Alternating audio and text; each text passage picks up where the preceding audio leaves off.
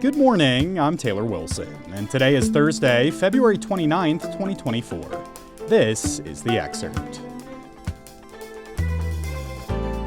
Today, former President Donald Trump gets some major news on his legal fronts, plus a look at Mitch McConnell's legacy as he announces he'll step down from his leadership post, and Biden visits the border. We begin today with a number of developments surrounding former President Donald Trump's legal issues. First, the Supreme Court said yesterday that it will decide whether Trump can be tried for attempting to steal the 2020 election. The court set an accelerated schedule to hear the case in April, while his criminal trial remains delayed. The move is a win for Trump, who is appealing a lower court's decision that he's not immune from prosecution.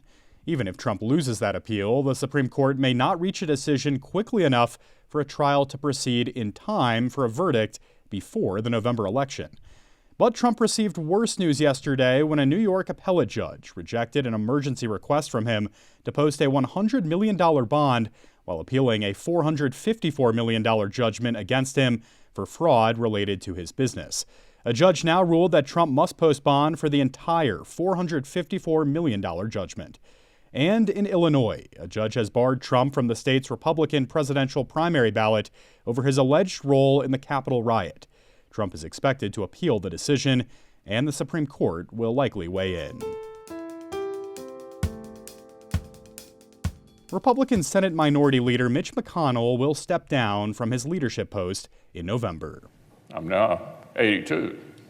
As Ecclesiastes tells us, to everything there is a season and a time to every purpose under heaven.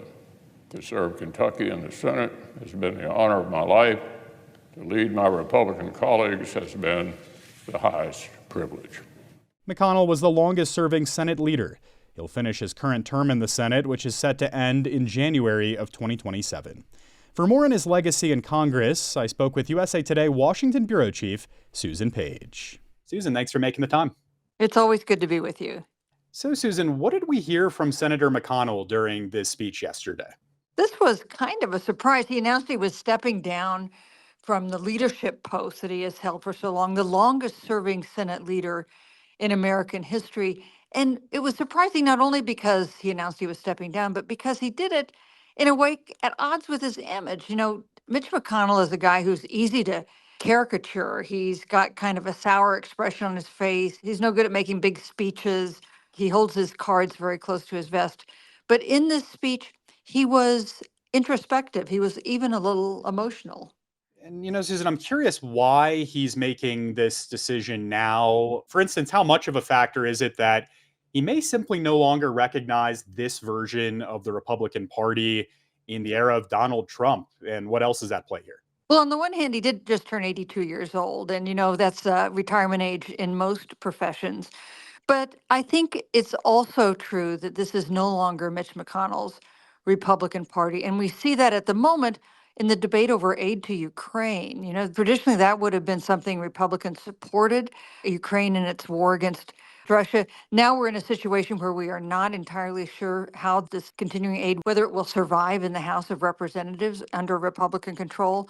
So this is a different political era than the one when Mitch McConnell arrived in the U.S. Senate in 1985. Susan, did we hear from any other lawmakers or political leaders after this announcement? President Biden issued a statement praising Mitch McConnell, saying they had often been at odds, but that he'd always been someone you could deal with. But there is some hard feelings with Democrats. It was Mitch McConnell who made it impossible for Merrick Garland to be confirmed for the Supreme Court during the last year of the Obama administration. The court is something he really focused on. He helped confirm a whole generation of more conservative federal judges. And in terms of McConnell's legacy as a Senate leader, is it about legislative successes or failures, or how he worked with various presidents? What stands out to you, Susan? He defied Democratic presidents. He was often the figure standing between them and some of their biggest plans. He's someone who, of course, helped Republican presidents. He left a particular stamp on the judiciary, and he survived. And that is something that no politician has done quite as well as Mitch McConnell. All right, Susan Page is USA Today's Washington Bureau Chief. Thank you, Susan. Hey, thank you.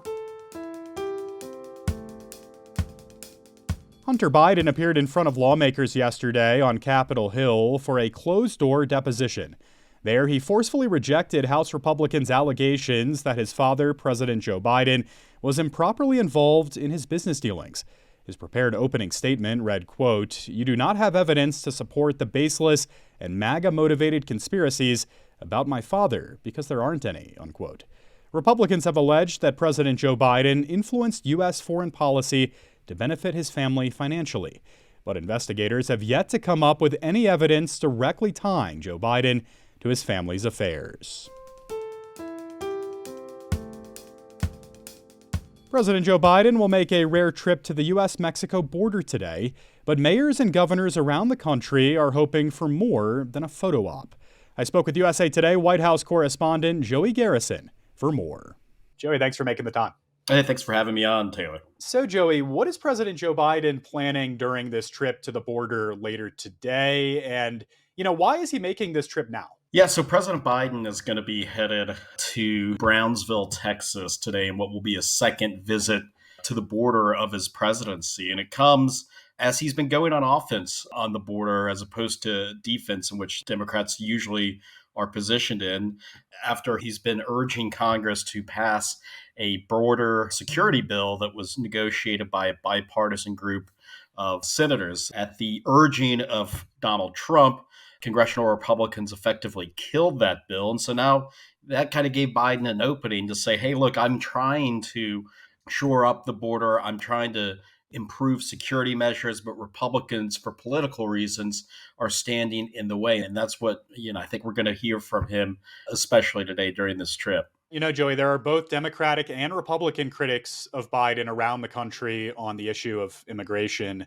What do mayors and governors say they actually want from this administration? Some of the mayors of the biggest cities in the nation, including New York Mayor Eric Adams, who's a Democrat, has been critical of Biden's handling of the border. Many mayors just want to see action, regardless of where that comes from. The National U.S. Mayors Conference endorsed the bipartisan border bill that was backed by Biden. They want to see that signed into law. Of course, Republicans would not allow a vote on that bill. With that pushed to the side now, they want to see some action, however it comes. Perhaps it's executive action to achieve some of the policy aims of that.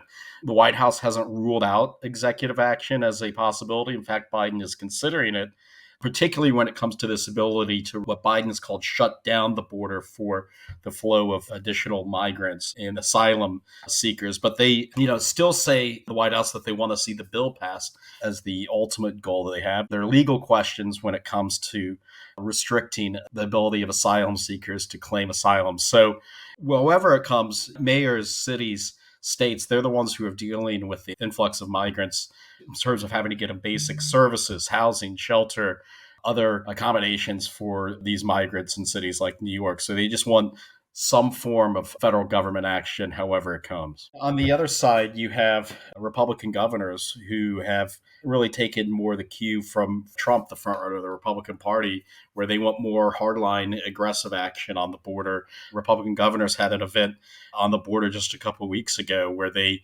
say they want to see executive action for Biden to shut down the border. And they say Biden really is unfairly pointing the finger at Congress for failing to act, when really Biden, they say, has the power to do some of these things on their own. How is this trip part of the broader shift on the border and immigration from the Biden administration that you and I, Joey, have discussed previously here on the show? For a long time, Republicans, one of their big attacks on President Biden was, hey, he hasn't visited the border. He's ignoring this problem. He's not talking about it. Well, of course, Biden, on the way to a trip to Mexico last January, did stop in El Paso, Texas. But this is really his first border visit solely to talk just about this border issue.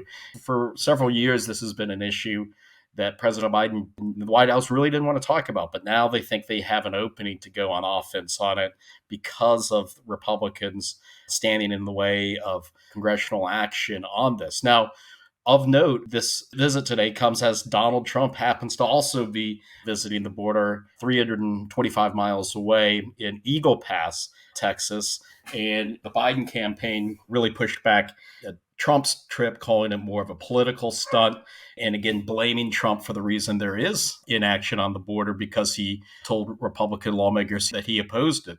And so the Biden campaign is trying to draw out some of the key distinctions between how the White House wants to address the border as opposed to Trump. So even though Biden is going hard on the border, they're trying to stress that it's a different kind of get tough strategy than what you hear from Donald Trump. Joey Garrison is a White House correspondent with USA Today. Thank you, Joey. Hey, thanks. Meanwhile, U.S., Mexican, and Guatemalan officials met yesterday to address record migration and possible solutions. You can read more about the ongoing conversation around the border with a link in today's show notes. Lawmakers have agreed on a short-term spending deal to avoid a partial government shutdown. The extension, referred to as a continuing resolution, will fund parts of the government through March 8th and the remainder through March 22nd. With the short-term measure, lawmakers again kick the can down the road in a bid to buy more time to come up with a full spending agreement for the nation's government. You can read more with a link in today's show notes. When Mary Lee Forsyth turned 16, she'd only had 4 birthdays. Now that she's turning 100, she's getting ready for her 25th. The Oklahoma native is a leapling, a term for people born on Leap Day, which appears on the calendar just about every 4 years and happens to appear today. And USA Today will again be honoring the Women of the Year for 2024. You can find more on usatoday.com beginning at 10 a.m. Eastern Time. And dinosaur lovers, be sure to stay tuned to the excerpt later today when my co-host Dana Taylor discusses pliosaurs, the T-Rex of the sea, with Steve Etches, a plumber and paleontologist. You can find the episode right here on this feed, beginning at 4 p.m. Eastern Time. Thanks for listening to the excerpt. You can get the podcast wherever you get your audio, and if you're on a smart speaker, just ask for the excerpt. I'm Taylor Wilson, and I'll be back tomorrow with more of the excerpt from USA Today.